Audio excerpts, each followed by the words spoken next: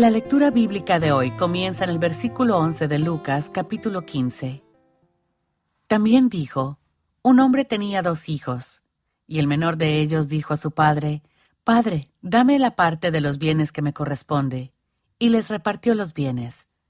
No muchos días después, juntándolo todo, el hijo menor se fue lejos a una provincia apartada, y allí desperdició sus bienes viviendo perdidamente. Y cuando todo lo hubo malgastado, vino un gran hambre en aquella provincia y comenzó a faltarle. Y fue y se arrimó a uno de los ciudadanos de aquella tierra, el cual le envió a su hacienda para que apacentase cerdos. Y deseaba llenar su vientre de las algarrobas que comían los cerdos, pero nadie le daba. Y volviendo en sí, dijo: «¿Cuántos jornaleros en casa de mi padre tienen abundancia de pan, y yo aquí perezco de hambre? Me levantaré e iré a mi padre, y le diré: Padre, he pecado contra el cielo y contra ti. Ya no soy digno de ser llamado tu hijo. Hazme como a uno de tus jornaleros». ¿Cómo comenzó la vida del hijo pródigo? Tal vez quería liberarse de las restricciones que conlleva vivir bajo el techo de los padres. O tal vez quería dinero para satisfacer ciertos placeres. Cualquiera que sea el caso, el deseo del hijo pródigo lo impulsó a pedir prematuramente su herencia y luego abandonar el hogar y todo lo que le habían enseñado. Un cristiano que se ha alejado de Dios puede seguir un camino parecido. Primero, comenzamos con el deseo de tener más posesiones materiales. Cuanto más tiempo dejamos que esa idea perdure, más fuerte será nuestro deseo de tenerlo y al final encontraremos maneras de justificar lo que queremos. Entonces, basándonos en esa mentalidad, avanzamos hacia nuestras metas egocéntricas. Al igual que el hijo rebelde, podemos disfrutar los placeres del mundo por un tiempo, pero en última instancia nos encontraremos careciendo de lo esencial: amor incondicional, seguridad y un propósito importante para vivir. Debemos entender que en realidad nos enfrentamos a un enemigo activo, a un mundo que no valora a Dios y a nuestra propia tendencia a preferir el placer a la obediencia. Si queremos dejar de engañarnos, debemos hacer de la palabra de Dios la base de lo que pensemos y decidamos.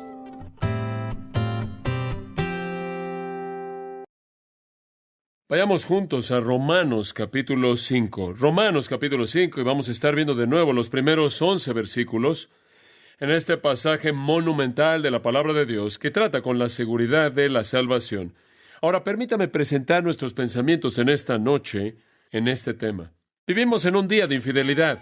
Básicamente no se puede confiar en los hombres. Hemos aprendido, si hemos aprendido algo acerca de los hombres, que usted no puede confiar en ellos. No guardan sus promesas, no guardan su palabra, sea que esté hablando de individuos o sea que esté hablando de naciones, es lo mismo.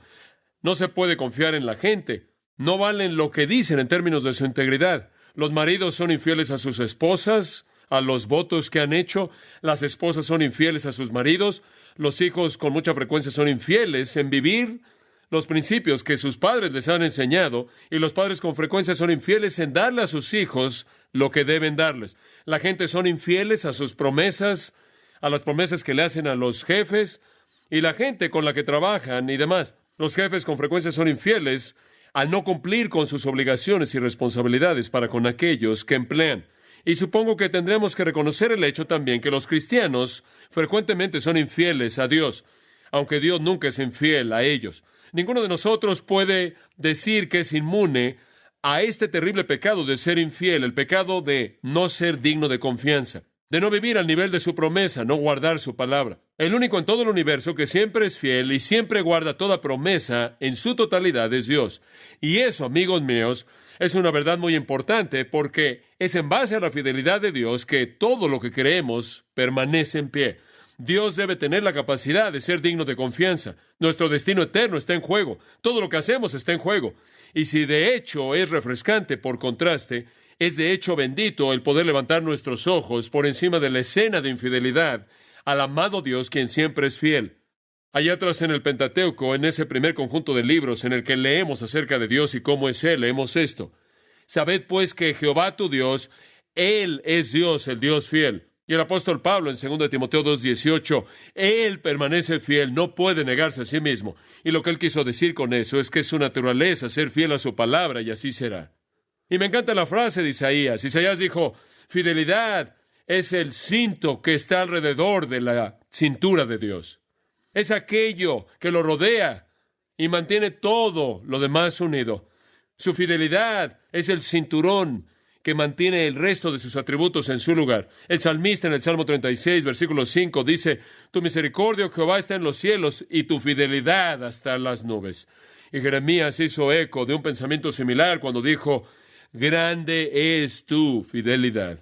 Y creo que en cierta manera está inmerso en ese concepto: grande es tu fidelidad, o tu fidelidad llega hasta las nubes, porque realmente no tenemos manera en lenguaje humano de describir la fidelidad infinita de Dios. En Hebreos 10:23, el escritor dice: fiel es el que prometió. En otras palabras, si Dios hizo una promesa, Él es fiel en cumplirla. Ahora, esas son muestras realmente de unas escrituras llenas de comentarios acerca de la fidelidad de Dios. Y un área en donde su fidelidad sobresale es en el área de preservar a su pueblo para la gloria. Preservar a su pueblo para la gloria. Él sobresale en el área de guardarnos, de asegurarnos en nuestra salvación. Él es fiel en hacer eso. En 1 Corintios 1:9 nos dice que Dios es fiel, por quien sois llamados a la comunión de su Hijo. Y el versículo antes de ese dice: Dios os confirmará hasta el fin, para que seáis irreprensibles en el día de nuestro Señor Jesucristo. Pablo está diciendo, si son salvos, Dios los va a confirmar a ustedes hasta el final, y la base sobre la cual pueden saber eso es que Dios es fiel, por quien han sido llamados. Si Dios le promete a usted vida eterna, ¿qué le dará? Vida eterna. Dios no es como los hombres. Dios es fiel. Y esta es la razón por la que 1 Pedro 4:19 dice esto, que los creyentes pueden tener la confianza para hacer esto. Escuche lo que dice el versículo: encomendar sus almas a Él, quien es un creador fiel. En otras palabras, cuando le entregamos nuestra alma a Dios por la fe en Jesucristo, podemos saber que Dios será fiel en guardarlo hasta el final y llevar a sus hijos a la gloria. Esa es su promesa. Dios es fiel entonces en preservar a su pueblo para la gloria. Ahora esto vuelve a salir una y otra vez en el Nuevo Testamento.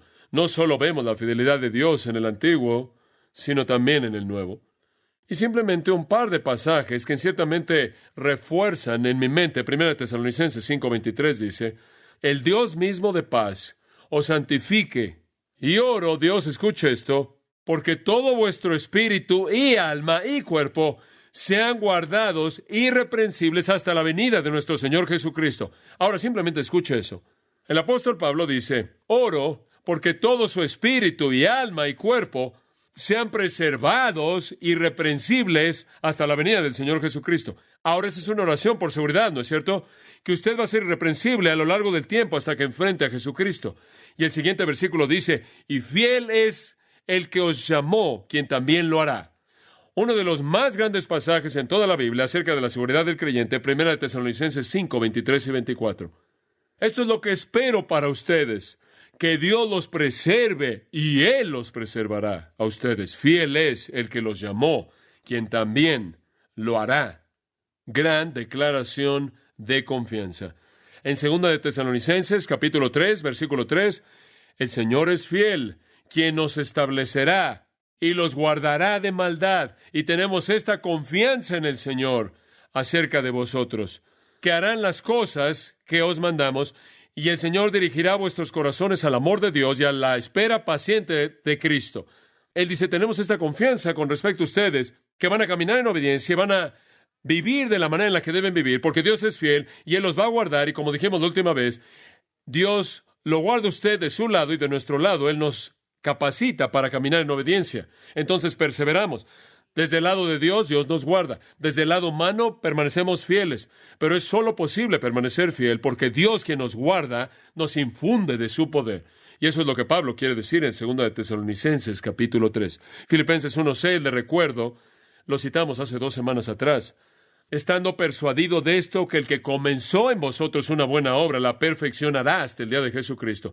Ahora, todas las Escrituras nos están diciendo lo mismo.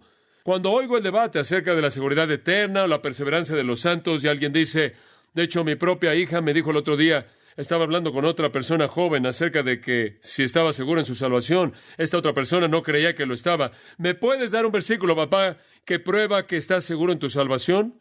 Solo uno. Y en cierta manera me quedé boquiabierto en el momento, porque inmediatamente podía pensar en unos 50. No es algo que es un argumento débil en base a alguna afirmación oscura en algún lugar. Las Escrituras están repletas de que Dios es fiel en afirmar que aquellos a los que Dios llama, Él los traerá a la gloria. Y hemos estado viendo ese concepto durante las últimas 2 semanas. Ahora regresemos a Romanos 5, y con eso como introducción queremos decir esto. La idea entera de la seguridad del creyente, entonces, se basa en la premisa del atributo de Dios que llamamos fidelidad. Y todas estas otras escrituras que leímos, incluyendo Romanos 5, simplemente nos describen, escuche con atención, simplemente nos describen cómo es que Dios implementa su fidelidad. Somos guardados por su fidelidad. Y aprendemos en Romanos 5 y en otros lugares cómo Él implementa esa fidelidad que nos guarda.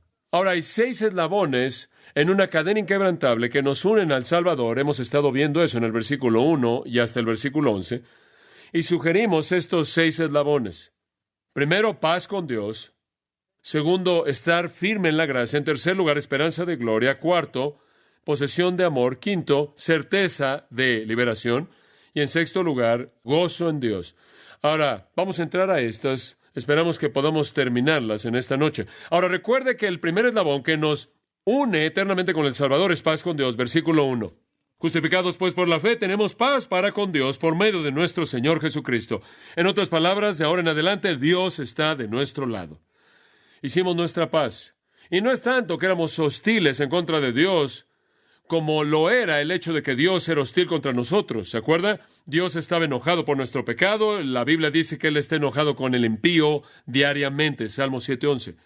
Entonces, estamos seguros porque estamos en paz con Dios. Su enojo ha sido satisfecho, su ira ha sido satisfecha en la muerte de Jesucristo. En segundo lugar, estamos seguros porque estamos firmes en la gracia. Versículo 2. Porque también tenemos entrada por la fe a esta gracia en la cual estamos firmes. Ahora, la gracia opera en donde hay pecado. Si usted no tiene pecado alguno, entonces no necesita gracia alguna, ¿verdad? Entonces, la gracia opera en donde hay pecado. Ahora, si estamos firmes en la gracia, entonces cuando pecamos, ¿qué sucede? La gracia opera. ¿Y qué hace la gracia? Perdona nuestro pecado debido a Cristo. Y entonces estamos seguros, no solo porque hicimos la paz con Dios y su ira ha sido descargada sobre Cristo, sino porque estamos firmes en la gracia. Y la gracia es el favor inmerecido de Dios hacia los pecadores. En tercer lugar, estamos unidos eternamente al Señor a través de la esperanza de la gloria, al final del versículo 2. Y nos gloriamos en la esperanza de la gloria de Dios. Y recuerde que la última vez le dije, y creo que este es un punto tan importante, tan tremendo, que estamos seguros porque Dios nos salvó para llevarnos a la gloria. Hay 3 tiempos de la salvación: pasado, presente, futuro. Hemos sido salvados, estamos siendo salvados y seremos salvados. Esperamos la salvación completa, la redención de nuestros cuerpos, la glorificación definitiva y completa. Y vimos Romanos 8 y dijimos, a quien el Señor justifica, Él también ¿qué? Glorifica. Entonces, Él nos ha salvado para llevarnos a la gloria. La salvación ni siquiera será salvación. Usted ni siquiera podría llamarla así si la pudiera perder. Ni siquiera puede definirla así, porque la salvación solo puede ser definida en 3 partes. Pasado, esto es, hemos sido salvados de los pecados del pasado. Presente, estamos siendo salvados. Futuro, seremos todavía salvados en gloria futura. Entonces, la esperanza de gloria nos une a Cristo. Y después señalamos, versículo 3, no solo eso, sino que también nos gloriamos o nos exaltamos en las tribulaciones, porque sabemos que la tribulación no solo no nos quita nuestra salvación, no solo no nos debilita, sino que más bien produce paciencia, y la paciencia produce prueba, y la prueba tiene una mayor esperanza. Entonces Pablo está diciendo, estamos anclados al Salvador por la promesa de la gloria definitiva. Inclusive cuando atravesamos las pruebas, eso simplemente incrementa nuestra esperanza de gloria, porque las pruebas producen una virtud probada. Y entre más virtud espiritual tiene usted, más maduro espiritualmente usted es, más confianza tiene usted en la esperanza de la salvación definitiva. Y esa es la razón por la que el versículo 5 dice, y la esperanza no avergüenza, no es algo de lo que nos avergonzamos, porque sabemos que Dios va a cumplir lo que Él ha prometido. Entonces, la seguridad de nuestra salvación está basada en la paz con Dios, estar firme en la gracia y la esperanza de gloria. Ahora vayamos al cuarto eslabón, y uno con el cual todos estamos familiarizados de manera maravillosa, conforme vemos el versículo 5. Y la esperanza no avergüenza o no decepciona, porque el amor de Dios ha sido derramado en nuestros corazones por el Espíritu Santo que nos fue dado. Ahora deténgase ahí por ahora. Aquí encontramos el cuarto eslabón y lo llamaremos la posesión del amor. Dios ha iniciado una relación de amor que se extiende por toda la eternidad. Nos hemos vuelto los poseedores del amor. Eso es lo que eso dice. El amor de Dios ha sido derramado en nuestros corazones por el Espíritu Santo residente, quien nos es dado a nosotros. Cuando usted se convierte en cristiano, Dios deposita en usted al Espíritu Santo. Y Pablo el apóstol lo llama en Efesios la garantía o el arrabón. Significa el enganche o garantía o anillo de compromiso. En otras palabras, cuando usted se convierte en cristiano, se le da una garantía. Y esta es la garantía de su gloria definitiva, la garantía de su salvación definitiva, la garantía del cielo, la garantía de su perseverancia, su seguridad. Y esa garantía es ningún otro que el Espíritu Santo que se le da a todo cristiano. Y el Espíritu Santo entonces produce en nosotros una conciencia del amor de Dios. El escritor del himno lo dijo de una manera tan hermosa cuando él dijo: desde que por la fe vi el arroyo que tus heridas proveen, el amor redentor ha sido mi tema y lo será hasta que muera. El concepto más abrumador en todo el cristianismo es que Dios nos ama, ¿no es cierto?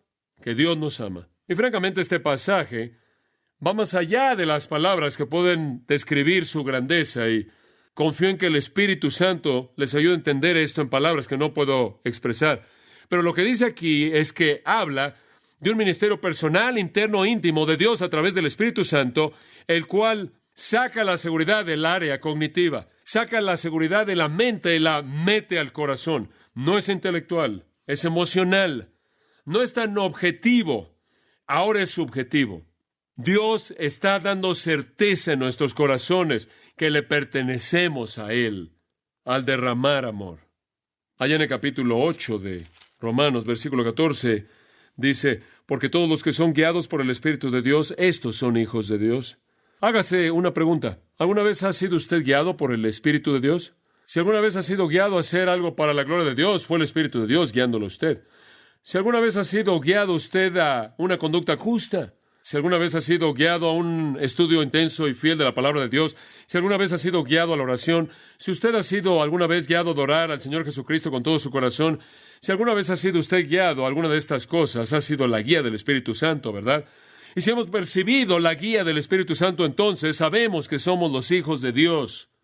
Y si alguna vez hemos sentido en nuestros corazones lo que el versículo 15 de Romanos 8 dice, clamar, Abba, Padre, si alguna vez nos hemos sentido como expresarle a Dios, papito, en otras palabras, si hemos percibido intimidad con Dios, esa es una certeza subjetiva interna de salvación. ¿Lo ve? El incrédulo no siente nada de eso. El individuo no regenerado no percibe afinidad alguna con Dios, no percibe intimidad con Dios, no percibe una comunión real con Dios. Pero para aquellos de nosotros que conocemos a Jesucristo, Dios ha colocado a su Espíritu en nosotros y su Espíritu en nosotros nos lleva a una relación de amor íntimo con el Dios vivo mismo. Entonces, escuche con atención ahora.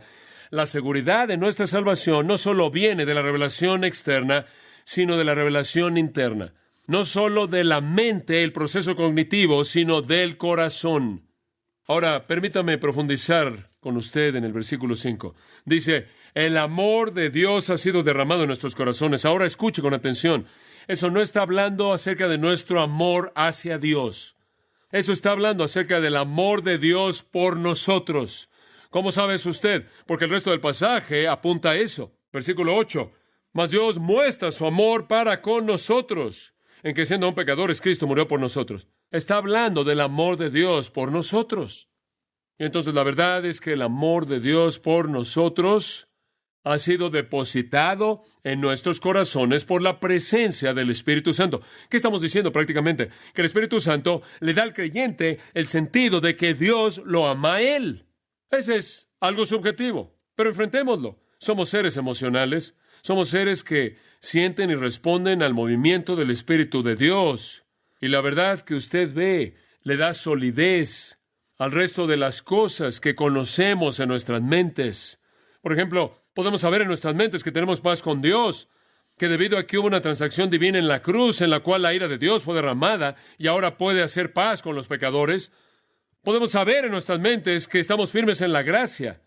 Y podemos tener un sentido de esa posición cognitivamente. En otras palabras, podemos decir, eso es lógico, eso es razonable.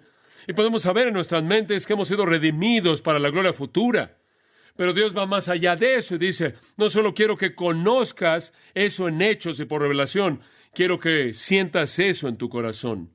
Y entonces Él derrama en nuestros corazones su amor a través del Espíritu Santo. Ahora, en este punto quiero decir algo y creo que es muy importante para entender esta verdad.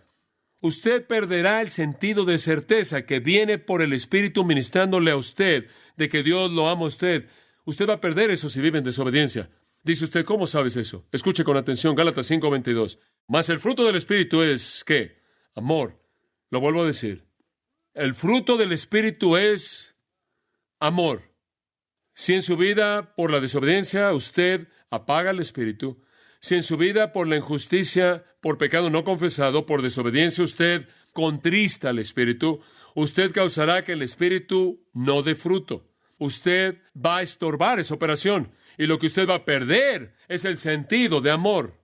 Ahora reconozco que el fruto del Espíritu tiene que ver con amor y demás, quizás en la dimensión más plena. Esto es incluyéndolo, siendo transmitido a alguien más, pero también estoy convencido de que tiene que ver también con el sentido de que Dios lo ama a usted, porque habla tanto de una realidad interna muy privada, la cual es la segunda, nombrada paz, y otra realidad interna muy privada, gozo. Entonces, hay un sentido en el cual tenemos que reconocer que aunque Dios ha derramado su amor en nuestros corazones por el Espíritu Santo, si no estamos caminando en el Espíritu, no vamos a experimentar esa certeza. Ahora, para ayudarle a entender esto aún más, observe Efesios capítulo 3. Y esto es muy práctico. Efesios capítulo 3, versículo 13. Y aquí Pablo ora realmente por los efesios. Versículo 14 dice, por esta causa doblo mis rodillas ante el Padre de nuestro Señor Jesucristo. Y después él pide esto. Versículo 16. Para que os dé, conforme a las riquezas de su gloria, el ser fortalecidos con poder en el hombre interior por su Espíritu. Ahora deténgase ahí. Pablo dice, estoy orando por ustedes para que conozcan la fortaleza plena del Espíritu, que conozcan el poder pleno de la operación del Espíritu Santo, que realmente conozcan al Espíritu moviéndose en sus vidas. ¿Por qué? ¿Por qué? Versículo 17. Para que, y estas simplemente edifican una sobre otra, quiero que sean fortalecidos con poder en el hombre interior por su Espíritu. En otras palabras, si realmente van a ver el Espíritu operando con poder pleno en su vida, tienen que deshacerse de la desobediencia, el egoísmo y el pecado. Y cuando eso se quita, el Espíritu de Dios está operando en fortaleza plena. Cristo habitará por la fe en vuestros corazones. ¿Qué quiere decir con eso? Bueno, la palabra morar quiere decir establecerse y estar en casa. Cuando usted es controlado por el Espíritu, entonces Cristo está en casa, en su corazón.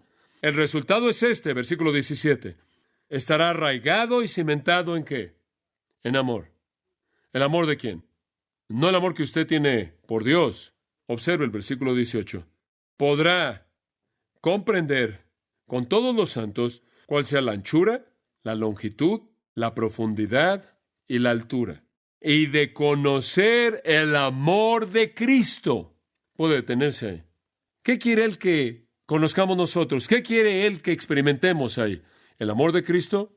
¿No es eso exactamente lo que dice en Romanos 5? ¿Que es derramado en nuestros corazones? Bueno, si es derramado en nuestros corazones, ¿por qué ora? Porque lo conozcamos. Porque si es derramado en nuestros corazones, es derramado a través del Espíritu Santo que nos es dado a nosotros, y aquí aprendemos que si no estamos fortalecidos con poder por su Espíritu, no comprenderemos de manera plena su amor. Esta es la razón por la que, amados, los cristianos que caminan en desobediencia, los cristianos que caminan en patrones pecaminosos, los cristianos que son injustos, no tienen el sentido de estar seguros en su salvación, porque en todo lo que se van a apoyar es en eso que es cognitivo. Pueden decir, oh sí, tenemos paz con Dios, oh sí, estamos firmes en la gracia, oh sí, tenemos la esperanza de gloria, pero no conocen ese ministerio subjetivo interno del Espíritu de Dios, afirmándole a su alma, al alma de ellos, en su punto más profundo, que ellos le pertenecen a Dios. ¿Se da cuenta? Y entonces tiene que haber esa obediencia de caminar en el Espíritu para que podamos, me encanta esto en el versículo 18, comprender, y el verbo significa entender, apropiarse, hacerlo propio. Entonces el Señor nos ha dado un testigo interno. Necesitamos apropiarnos de Él y hacerlo nuestro. Entonces, cuando usted me pregunta si yo sé si soy salvo y estoy seguro que estoy seguro, le voy a decir que estoy seguro porque la transacción que hizo paz y gracia y la esperanza es una realidad. Pero también le voy a decir que yo sé que pertenezco a Jesucristo porque el Espíritu Santo da testimonio a mi espíritu que yo soy hijo de Dios. ¿Se da cuenta? Eso es Romanos 8.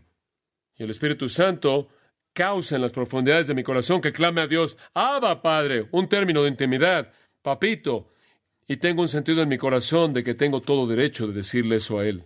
Ahora regresemos de nuevo a Romanos 5. Porque el amor de Dios ha sido derramado. ¿Puedo hablar de la palabra derramado por un momento? La palabra expresa la idea de un derramamiento abundante, un derramamiento generoso, un derramamiento copioso. No es que está ahí Dios con un gotero diciendo, bueno, no quiero excederme, así que hay una pequeña gota de amor. Dios no es como nosotros. Nosotros usamos un gotero, Él no. Él lo derrama de manera abundante, generosa. Recuerdo Juan 7, en donde dice que cuando reciban el Espíritu Santo, de vuestro vientre fluirán ríos de agua viva. Dios nunca hace nada en gotas, Él siempre lo hace en ríos. El amor de Dios no se nos da a nosotros gota por gota, es derramado de manera abundante. Y entonces nuestros corazones están llenos con ese sentido de su amor, conforme el Espíritu de Dios lo confirma a nosotros. ¡Qué gran verdad! Ahora, de regreso, otra vez al versículo 5, dice que viene a nosotros por el Espíritu Santo que nos fue dado. El Espíritu Santo es el agente mediante el cual Dios opera en la vida del creyente. Él es el regalo del amor de Dios. Ahora, permítame decir tan solo esto, porque creo que esto podría añadir una dimensión de pensamiento que quizás nunca ha tenido usted. El hecho mismo de que el Espíritu Santo vive en un creyente es en sí mismo un testimonio masivo del amor de Dios, ¿no es cierto? ¿Dios le daría a usted su Espíritu si no lo amara usted? ¿Dios implantaría su Espíritu, el tercer miembro de la Trinidad, dentro de la vida de un creyente si no amara a ese creyente? El hecho mismo de que el Espíritu de Dios está ahí, residiendo en su corazón, es un gran testimonio del amor de Dios. Y ese mismo Espíritu, 2 Corintios 1:22 dice, es la garantía, es el enganche, es el anillo de compromiso que prueba de una vez por todas que la salvación final de hecho se cumplirá. En Efesios 1:13 dice que somos sellados por el Espíritu, sellados con el sello de Dios, nunca por ser roto o abierto por nadie más. Y entonces Romanos 8, lo puede ver por un momento, versículo 35, dice esto. ¿Qué nos separará del amor de Cristo? Esa realmente es una pregunta clave, ¿no es cierto? ¿Quién nos separará del amor de Cristo? Ahora estamos de regreso a la pregunta de la seguridad de nuevo. ¿Qué nos separará? ¿Tribulación? ¿Angustia? ¿Persecución? ¿Hambre? ¿Desnudez? ¿Peligro? ¿Espada? ¿Puede eso separarnos? Versículo 37. No, no. En todas estas cosas somos más que vencedores por medio de aquel que nos amó. Por lo cual estoy seguro, dice Pablo, de que ni la muerte, ni la vida, ni ángeles, ni principados, ni potestades, ni lo presente, ni potestades, esos son nombres de rangos de seres demoníacos, ángeles caídos, ni lo presente, ni lo porvenir, ni lo alto, ni lo profundo, ni ninguna otra cosa creada nos podrá separar del amor de Dios que es en Cristo Jesús, Señor nuestro. Entonces, ¿cuál es la respuesta a la pregunta en el versículo 35? ¿Quién nos separará del amor de Cristo? ¿Qué? Nada, nadie. Si usted todavía se pregunta si usted está seguro en el Señor, debería leer eso de nuevo. Nada. Pero el sentido de eso, la certeza de eso en nuestros corazones, viene por el ministerio del bendito regalo de Dios, el Espíritu Santo mismo, quien nos es dado para confirmar esa realidad para nosotros. Realmente creo, en base a estas Escrituras, que ningún corazón humano puede conocer verdaderamente el amor de Dios a menos de que el Espíritu Santo esté viviendo en él. Y las únicas personas que tienen al Espíritu Santo son ¿quiénes? Cristianos. Solo nosotros sabemos que Dios nos ama y el Espíritu nos apunta eso. Ahora, de nuevo, repito, si un cristiano atraviesa por un periodo en el que él pierde este sentido de que Dios lo ama, es porque él ha apagado el ministerio del Espíritu de Dios. Veamos el versículo 6. Y Pablo quiere hablar un poco más acerca de este amor y quiere definir la naturaleza del mismo. Y es esto importante. Usted no debe perder aquí su línea de pensamiento. Háblanos de este amor. Háblanos cómo podemos saber qué tipo de amor es este. Porque Cristo, cuando aún éramos débiles, a su tiempo murió por los impíos. Ciertamente apenas morirá alguno por un justo. Con todo pudiera ser que alguno osara morir por el bueno. Mas Dios muestra su amor para con nosotros en que siendo aún pecadores, Cristo murió por nosotros. Bueno, ¿qué tipo de amor es el amor de Dios? Esa es la definición. Ese es el tipo de amor. Ahora veamos el versículo 6. Porque Cristo cuando aún éramos débiles, eso significa impotentes, sin fortaleza para hacer ¿qué? Sin fortaleza para hacer algo que agradara a Dios. Sin fortaleza para vencer el pecado. Sin fortaleza para vencer a Satanás. Sin fortaleza para vencer al mundo. Sin fortaleza para vencer la muerte. Sin fortaleza para vencer el infierno. Sin fortaleza, punto, para vivir una vida justa. Sin la fortaleza para salvarnos a nosotros mismos cuando literalmente estábamos paralizados por nuestro pecado e incapaces de hacer algo al respecto. No teníamos capacidad moral, en absoluto, ninguna. Éramos enemigos del Dios Santo. Dice en Romanos 8:7, estábamos en enemistad contra Dios y en la carne no podemos agradar a Dios. Entonces, éramos impotentes para vencer nuestro pecado, impotentes para vencer a Satanás, impotentes para vencer la muerte, impotentes para vencer el infierno, impotentes para agradar a Dios, impotentes. Y cuando Dios nos vio a todos nosotros, Él podía ver en nosotros que había algo que lo disgustara, que estuviera lleno de ira y enojo. ¿Por qué? ¿Cuál es la palabra al final del versículo 6? Impíos. Éramos exactamente lo opuesto de Dios, éramos impíos. Entonces aquí están todas estas personas impías, impotentes, y lo que es sorprendente es que Dios, quien es absolutamente puro, absolutamente santo, vio a las personas que eran repulsivas para su naturaleza santa, quien eran lo opuesto mismo de todo lo que Él es, y los amó. ¿Cuánto? Versículo 6. Los amó tanto que en el momento correcto, en la plenitud del tiempo, en el momento apropiado, en el momento que Dios prescribió, Cristo ¿qué? Murió por los impíos. Supongo que podríamos entenderlo como si Dios fuera a amar a los buenos, si Dios fuera a amar a los piadosos, y si Dios fuera a amar a los puros, pero el misterio del amor divino es que Él amó a las personas que eran lo opuesto de todo eso. El gran teólogo y comentarista Hodge ha dicho esto, y cito, si Dios nos amó porque nosotros le amábamos, Él nos habría amado únicamente mientras le amáramos y en esa condición, y entonces nuestra salvación dependería de la constancia de nuestros corazones traicioneros. Pero así como Dios nos amó como pecadores, así como Cristo murió por nosotros como impíos, nuestra salvación depende no en lo dignos de amor que somos, sino en la constancia del amor de Dios. Fin de la cita. Oh, me encanta eso. Como puede ver, Dios no lo ama a usted porque es tan digno de ser amado, tan atractivo. A mí tampoco. Dios no nos vio y dijo, oh, son irresistibles. Nuestro amor está orientado al objeto, ¿no es cierto? En otras palabras, nuestro amor es atraído por la naturaleza del objeto. Digo, básicamente amamos en base al objeto que nos atrae. Usted pasa por el mundo antes de que se case y está viendo a todos lados. Usted dice, oh, si hay un objeto, se da cuenta, y algo acerca de ese objeto extrae amor de usted. O dice usted, tal y tal es tan fácil de amar. O decimos, ahora, allá hay un rostro que solo una madre podría amar. Como puede ver, básicamente el amor humano se basa en el objeto. Está orientado por el objeto, pero como puede ver, el amor de Dios es parte de su naturaleza de tal manera que si usted existe, usted es amado. Y no hubo nada en nosotros que lo atrajera. Ahora escuche con atención. Si no había nada en nosotros que lo atrajera para amarnos en primer lugar, ¿qué habrá en nosotros para que Él dejara de amarnos en segundo lugar? No podría haber nada. ¿Se da cuenta del punto que Él está presentando? Digo, si Cristo murió por nosotros cuando éramos pecadores impíos, impotentes, horribles, y Dios podía amarnos entonces, ¿va a ser algún problema para Él amarnos ahora? Cristo murió. Me encanta eso.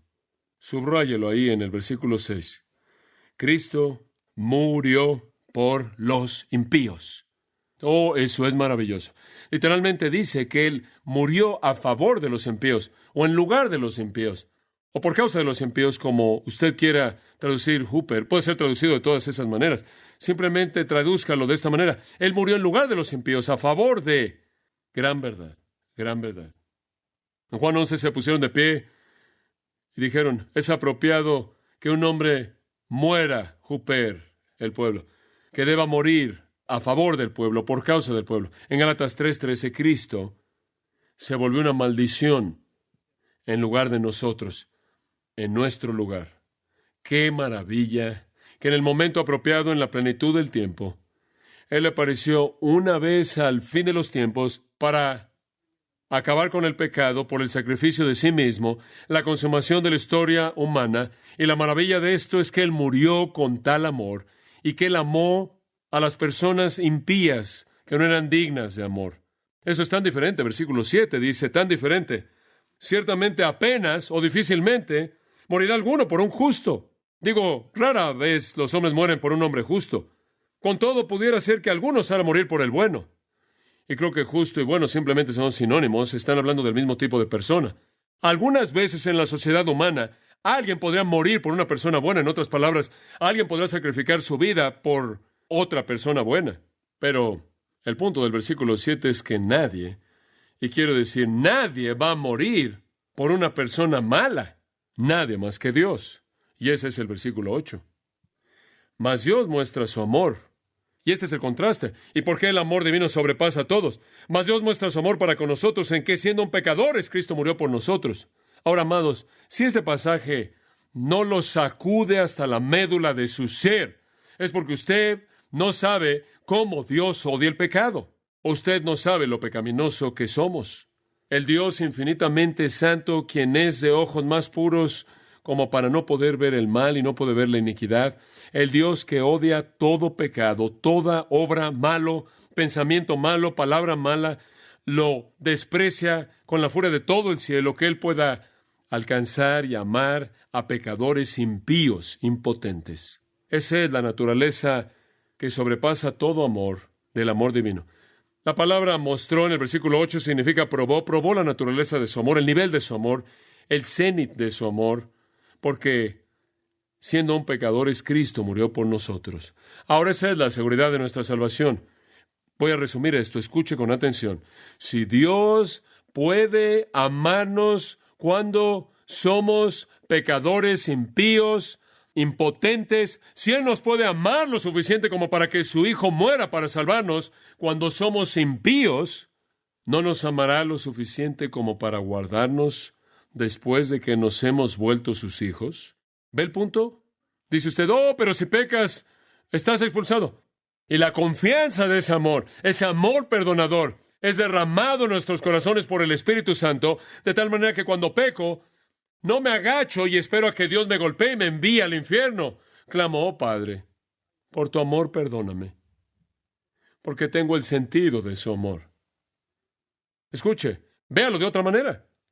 Sí, Dios dio el regalo más grande que su amor podía dar, el cual es su Hijo, para salvarnos. Y después dio el regalo más grande que podía dar, su Espíritu, para llenar nuestros corazones de amor. ¿Hará Él menos para guardarnos? Su amor no ha cambiado. Él nos amó cuando éramos miserables, y todavía lo hace. Eso nos lleva a un quinto eslabón en la cadena, y ahora llegamos al resumen. Lo llamo la certeza de la liberación. Y esto en cierta manera edifica el punto de la paz con Dios. Pero véalo, esto realmente es impresionante. Versículo 9. Pues mucho más, estando ya justificados con su sangre, por Él seremos salvos de la ira. ¿Qué estás diciendo aquí, Pablo? Bueno, hemos sido justificados por su sangre. Eso es pasado. Y seremos salvos de la ira en el futuro a través de Él. Ahora, eso es simplemente una afirmación de un hecho. Estamos ya en una posición de rectitud con Dios por su sangre, y escúcheme con atención. La salvación, por definición, es pasada, presente y ¿qué? Futuro. Entonces, si fuimos justificados con Dios, ¿por cuánto tiempo o hasta qué punto fuimos justificados? Para toda la eternidad. Entonces seremos salvos de la ira.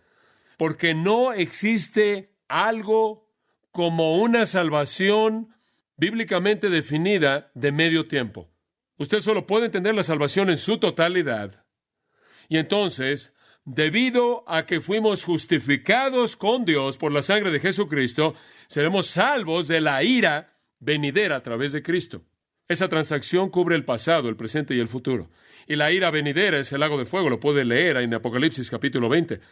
El lago que arde con fuego y azufre, en donde los impíos son enviados para siempre. Ahora Dios es un Dios de ira, pero esa ira que iba a ser derramada sobre los hombres, la recibió Jesús, y cuando creemos en Él, esa ira es hecha a un lado, y ya no, como Pablo llama a los hombres en Efesios 2:3, hijos de ira. Ese es el objetivo del juicio de Dios, pero hemos sido salvos de la ira. Esa es la maravillosa promesa, creo yo, que Pablo le hizo a los tesalonicenses. Él dice en el versículo 10, y esperar de los cielos a su Hijo, a quien resucitó de los muertos, esto es Jesús, quien nos libró, tiempo presente, de la ira venidera. Ningún cristiano jamás va a estar en el juicio. Ningún cristiano jamás va a conocer la ira de Dios. La furia plena de la ira por su pecado, por el pecado de usted como cristiano, fue derramada en Jesucristo. Entonces seremos liberados en el futuro. Ahora, ¿por qué es eso verdad? Observe esto, versículo 10, tan poderoso. Porque si siendo enemigos fuimos reconciliados con Dios por la muerte de su Hijo, mucho más, ahí está esa misma frase de nuevo, estando reconciliados, seremos salvos por su vida. Este versículo me emociona y quiero que lo entienda. Ahora observe, siga el razonamiento de Pablo, es simplemente profundo. Porque si siendo enemigos fuimos reconciliados con Dios, deténgase ahí. ¿Entiende la situación? Si Dios nos trajo a sí mismo cuando éramos enemigos, mucho más estaremos siendo reconciliados, y vamos a detenernos ahí. Y añadiría esto, ahora que somos sus amigos. En otras palabras, si Dios nos reconcilió consigo mismo cuando éramos sus enemigos, ¿no cree usted que Él nos guardará ahora que somos sus amigos? Dice usted, pero el pecado se mete en el proceso. No lo entiende. Como puede ver, cuando Él nos reconcilió en primer lugar, cuando éramos pecadores, impíos, miserables, putrefactos, viles, nunca seremos peor que eso. Y esa no fue una barrera para su reconciliación en ese entonces. No presenta un estorbo para mantenernos reconciliados ahora. ¿Entiende eso? Entonces, estando ahora justificados, reconciliados, cuando éramos enemigos, ¿no cree usted mucho más que seremos guardados cuando somos sus amigos? Si Él nos redimió cuando lo odiábamos, ¿cree usted que Él no nos guardará cuando lo amamos? Ahora, permítame tomarlo de una segunda manera. Y este versículo todavía no ha llegado aquí al corazón de esto. Aquí viene. Si cuando éramos enemigos fuimos reconciliados con Dios, ¿por qué? ¿Por la qué? La muerte de su Hijo. Mucho más estaremos continuamente siendo reconciliados, creo que es la idea, y seremos salvos por su vida. Ahora, ¿qué está diciendo esto? Aquí viene. Si Jesús nos salvó en su muerte, ¿no cree usted que Él nos podría guardar en su vida? En otras palabras, si un Salvador muerto en la cruz puede redimirnos, ¿no puede un Salvador vivo guardarnos? Una gran verdad, ¿no es cierto? Si Jesús en la muerte proveyó nuestra salvación, ¿qué puede Él estar haciendo ahora en una vida glorificada de resurrección? Como puede ver, ese es el punto. Si Él nos pudo salvar en su muerte, Él puede guardarnos en su vida. Gran verdad. Por cierto, sangre en el versículo 9 y muerte en el versículo 10 son sinónimos. Son sinónimos. Mucho más. Esto es lo que la gente llama en teología un argumento a fortiori. Presenta el argumento de lo menor a lo mayor. Si Dios ya hizo lo mayor, nos salvó cuando éramos pecadores miserables, ¿no hará lo menor guardarnos? Si Cristo hizo lo mayor cuando estaba muerto, ¿no puede hacer lo menor ahora que está vivo? Gran verdad. Trapp dijo, y cito, es una mayor obra de Dios el traer a hombres a la gracia que estar en el estado de la gracia, el llevarlos a la gloria. Porque el pecado está mucho más distante de la gracia de lo que la gracia está distante de la gloria. Fin de la cita. Y sea tan amable notar esto. Es todo a través de Jesucristo, versículo 1. Tenemos paz para con Dios por medio de nuestro Señor Jesucristo, versículo 2. Por quien también tenemos entrada, versículo 6. Porque Cristo murió por los impíos. Versículo 8, Cristo murió por nosotros. Versículo 9, justificados en su sangre, por él seremos salvos de la ira. Versículo 10, reconciliados con su Hijo. Versículo 10, por la muerte de su Hijo, seremos salvos por su vida. Y no solo esto, sino que también nos gloriamos en Dios por el Señor nuestro Jesucristo. Como puede ver, es siempre a través de Cristo. No, Dios nunca nos amó porque éramos dignos de su amor, éramos atractivos. No éramos atractivos. Él nos salvó en medio de nuestro pecado y lo hizo para su propia gloria. Para mostrar que Dios tan lleno de gloria, gracia, misericordia, amoroso, lo era como para desplegarse a sí mismo a lo largo de la eternidad. ¿Y qué tipo de Dios sería si nos diera la espalda? No habría gloria en eso. Ciertamente, si hizo lo mayor, Él hará lo menor. Si Él nos salvó, Él nos guardará. Éramos enemigos, pero nos hizo sus amigos. Él nos reconcilió con Dios. Pablo habla de eso en 2 Corintios 5, versículos 20 y 21. Hemos sido reconciliados con Dios. Un gran, gran texto.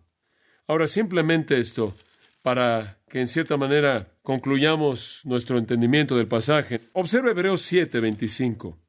Y después simplemente veremos ese punto final. Es muy breve. En Hebreos 7, 25, este es un texto monumental con respecto a nuestro tema. Versículo 25, escuche. Por lo cual puede también salvar perpetuamente a los que por Él se acercan a Dios. Deténgase ahí.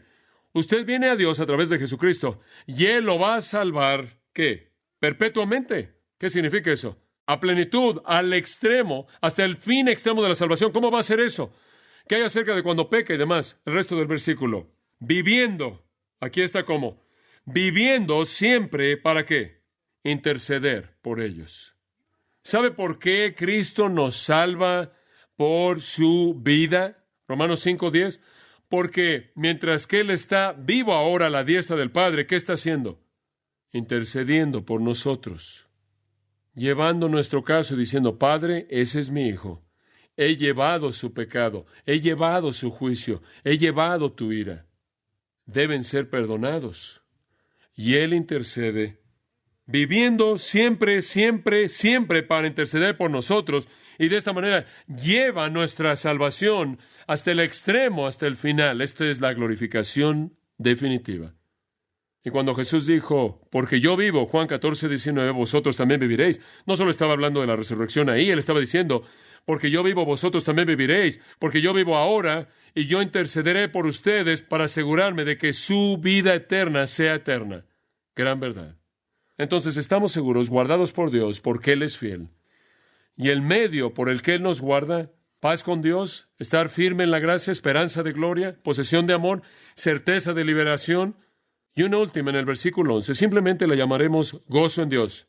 Y no solo esto, y esto realmente es más de lo que usted puede ver, como si no fuera suficiente, dice Pablo. Y no solo esto, sino que también nos gloriamos en Dios por el Señor Jesucristo, por quien hemos recibido ahora la reconciliación. Ahora, aquí hay otra realidad subjetiva. Otra razón por la que sabemos que pertenecemos a Dios es porque Él llena nuestro corazón de gozo. El fruto del Espíritu es ¿qué? Amor, gozo, paz, gozo. Y lo vuelvo a decir, la salvación no es meramente un futuro, aunque es cierto, es un gozo presente y abundante. Y una de las maneras en la que usted sabe que pertenece a Dios y una de las grandes certezas es ese gozo interno. Ya se ha hablado de eso. Versículo 2. Nos gloriamos. Versículo 3. Nos gloriamos. Esta es la tercera vez que se menciona. Tenemos gozo en Dios. El concepto aquí es exaltar, de nuevo regocijarse de manera jubilosa, estar emocionado. Y entonces nuestro sentido presente de gozo es una garantía adicional de salvación futura. Ese sentido de gozo interno, producido por el Espíritu Santo. El gozo del creyente está en su totalidad en Dios. Y sabe una cosa, usted no se goza en su propia justicia, usted no se goza en su propia capacidad, en su propia dignidad. Usted se goza en Dios, y esa es la razón por la que el salmista dijo, oh, exaltad a Jehová conmigo y exaltemos aún a su nombre. Esa es la razón por la que cuando Clayton se pone de pie y mueve su mano, no solo estamos leyendo palabras de una página, sino que estamos enviando mensajes que emanan de un corazón gozoso. Esta es la razón por la que en medio de la muerte o el desastre no perdemos nuestra perspectiva, porque nos gozamos en Dios, quien guarda a los suyos. El salmista dijo: me regocijaré en el Señor, me gozaré en el Dios de mi salvación, e iré al altar de mi Dios, mi gozo exuberante. Y entonces no nos gloriamos en nosotros mismos, no nos regocijamos en nosotros mismos, no decimos: oye, qué maravillosos somos. No somos el tipo de personas religiosos que se dan palmadas en la espalda por lo bueno que somos. Nos gozamos en Dios. Creo que el escritor del himno lo dijo, y cito: oh, que tuviera lenguas mil para cantar las alabanzas de mi gran Redentor, las glorias de mi Dios y Rey, el triunfo de su gracia. Mi amo de gracia, mi Dios, ayúdame a proclamar, a esparcir por toda la tierra las honras de tu nombre. Jesús, el nombre que calma nuestros temores, que hace cesar nuestras tristezas. Es música en los oídos del pecador, es vida y salud y paz. Él habla y escuchando su voz, nueva vida los muertos reciben. Los corazones quebrantados y que lloran se regocijan. Los humildes, los pobres creen.